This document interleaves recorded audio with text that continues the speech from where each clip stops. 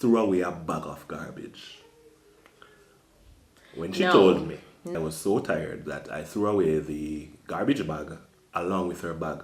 I'm Mr. Lonely. I have nobody to do my video with. Oh. Ew. Hear me flow. Look. River.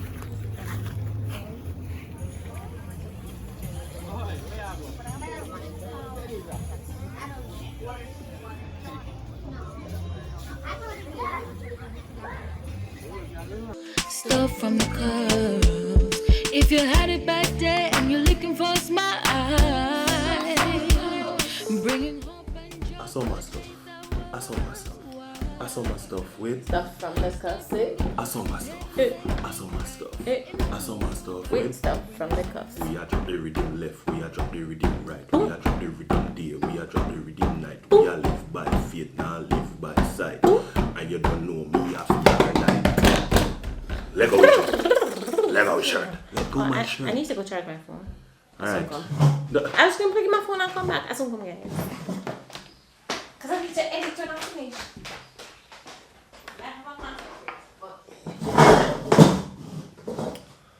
I'm so lonely.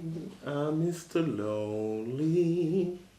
I have nobody to do my video with. Oh.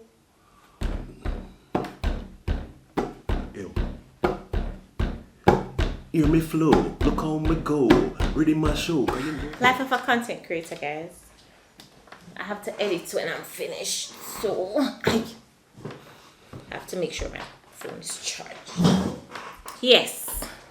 Alright, so What's up, guys? yeah, welcome back to Stuff from the Cuffs, where we give you Fire, fun, inspiration, we're real, and we're educational. welcome. To our new subscribers. Thank you so much for being here. We love having you as part of the Cufflinks family. Yeah. But today we're talking about a real situation that cost us some heartache Right, and so some drama. Alright, so backtrack quick. So we went to an event in Kingston and it was a power-packed spiritual session. It was so good. And we left really empowered. Alright? Cufflinks, we're in Kingston. We're going to a prophetic summit. Some people kind of nervous still. Prophecy, anointing, excitement, Holy Ghost. Yeah, part of summer stuff. You have to have the balance, you know. It can't just be about enjoyment. You have to have the spiritual side. So we're gonna go take that in and give you some of the footage from there and whatever else we can show you. Because some of them don't want to hear some of the things that we're going to prophesy of on life. Yeah. But we're outside. No girls with us this time around. I'm going to go in, see what they're all about. And the interesting thing is I have to leave in a couple of hours to go to Mandeville and come back. So it's a full day. We got to do what we got to do. These bills ain't going to pay itself. Alright. Blessings. Should I drink our morning coffee? I slept the whole way, most of the way. Me driving out. Baby want to sleep? No. She took some medicine. She don't feel like it. Wherever I say, alright, go back to sleep. No, I don't want to sleep. 5 minutes later, for an hour. And I heard him taking pictures. Straight through. In my sleep. I'm not sure if it was. Let me insert one here. It wasn't of you though. It wasn't of you. I heard the clip. You don't look too pretty when you're asleep, so I couldn't. Yeah. Alright. So we're out. Then he said, I know why. You're children of the devil. How can children of the devil have scripture? Because there is no consequence to having scripture. If you notice the people who cause the most trouble in the church,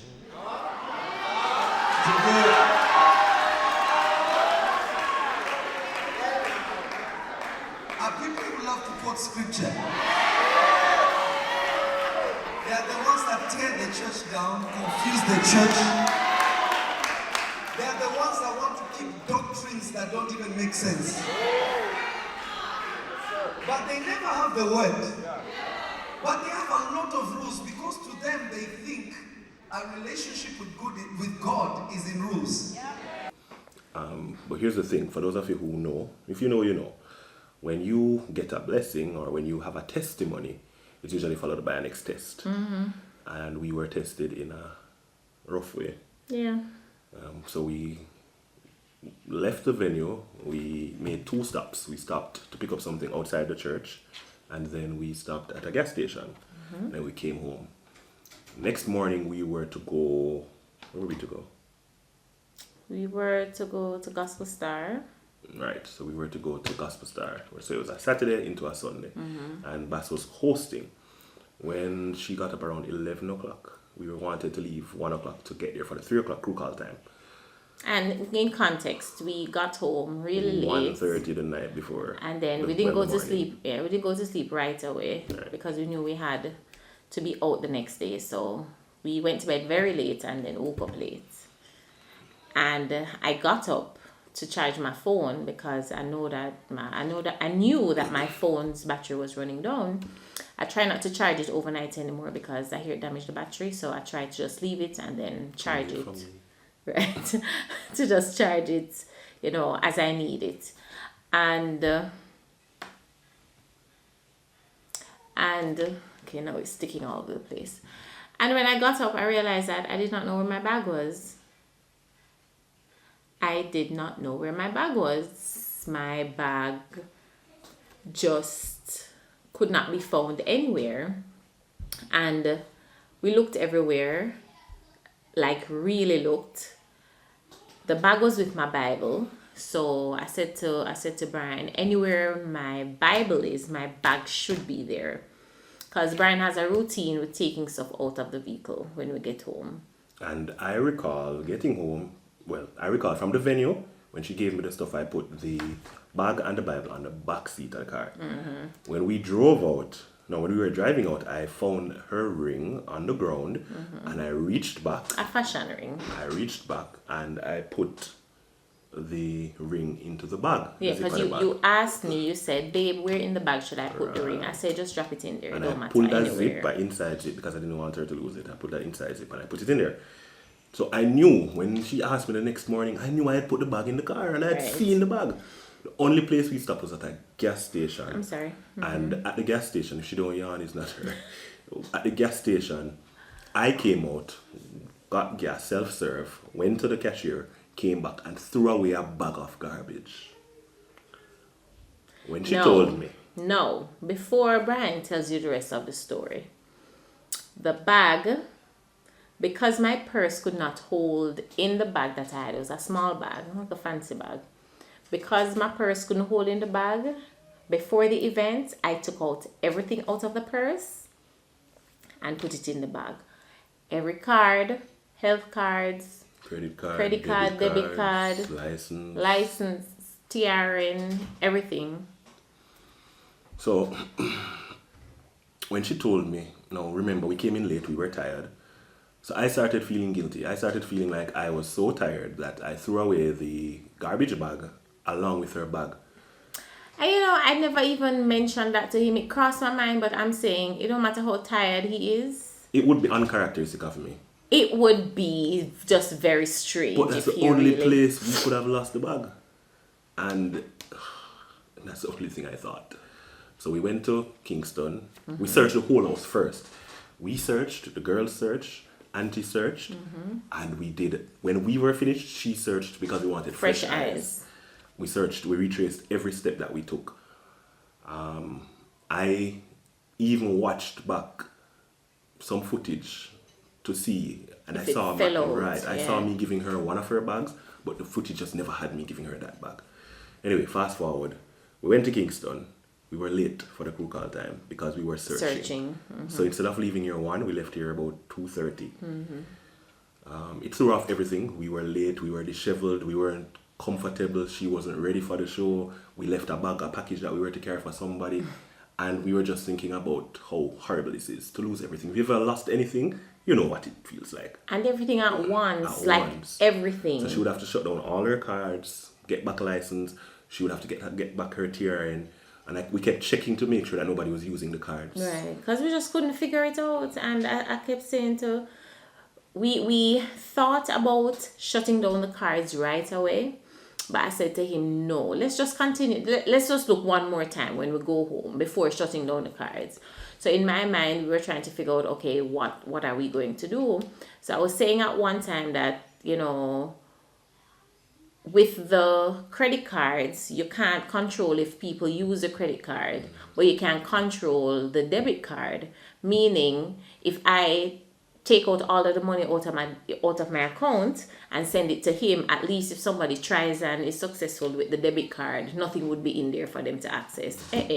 Trying to transfer is asking me for my token. Where's the token? In the bag. Dropped her off. And I went back to the gas station and I asked the persons there if they saw anybody report any bag missing. Because, if people see the bag, they might take out the money and leave the cards. And leave the cards, right. They said they didn't see anything. I sat in the gas station for a while. The security asked me if I'm good, and I told him, he said, boy, brother, if you know anything, that gone, Anyway, when I came back out, he asked me, did you find it? I said, no. He said, all right. I left. I went to the church. They were closed. The security who was there said she didn't hear of anything and I would have to come back Monday. So from Saturday, Sunday, Monday. We called some persons at the church. They didn't hear anything that was lost except, must say, a bag. Not a bag, a slippers. A slippers, yeah. Feel really bad now. And then I started thinking, we had a great night, a testimony-filled night, a power-packed night. We were empowered, we were moving forward. This must be, they said the devil don't like you happy. So I said, let me pray. I prayed and I said, God, if it is lost, shut the eyes of whoever is to be shut so that they can use it, the stuff. But you pray and never fully believe. Help me, Lord. We get back to the place. I said to her, right, the places don't have it. When we go back home, we're going to check one more time and then you shut it down Monday morning. Come back in Sunday night and she came in and I came in behind her, put down some stuff. And I said, let me retrace my steps. From the car porch. Because Brian has a routine. Yeah. When coming out of the car. From the car porch to the under the chair to the table. And then I'm going through the front door. And when I'm going through the front door, I look down under the table outside. Nothing is out there. But under the table outside, I'm able to see inside.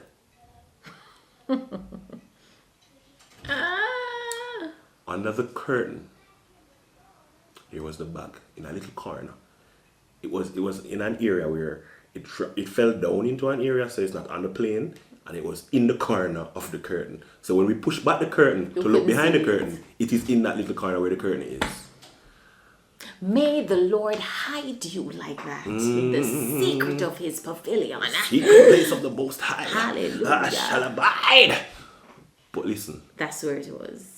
I was so relieved. We were so relieved. We were so relieved because Brian started blaming himself. And I'm saying, no, babe, I cannot see you throwing away the bag. I don't care how tired you are. I cannot see you throwing away the bag.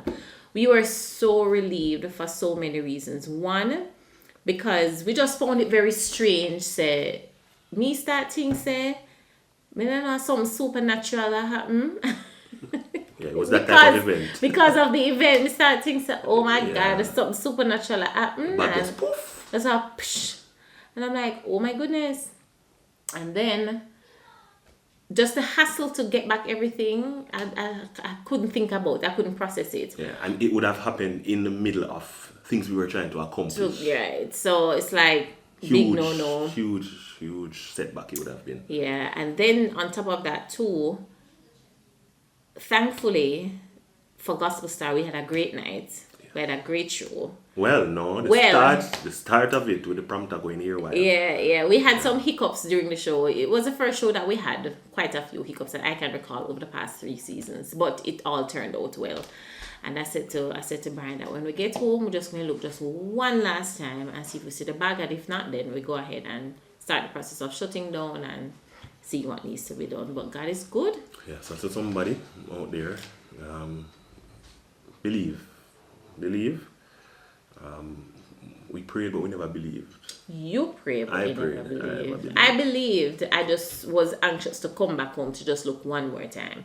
Because I just couldn't see how. We asked persons to pray with us, and it's just somebody out there, just don't get too disheveled over the fact that something isn't going the way how you think it should go, because there is an expected end. God said, I know the plans that I had for you, plans to prosper you. So there is an expected end. So it's just for us to believe and don't get too worked up about some things. Yeah, humanly speaking, we should have, and we would have, and we needed to get things sorted out.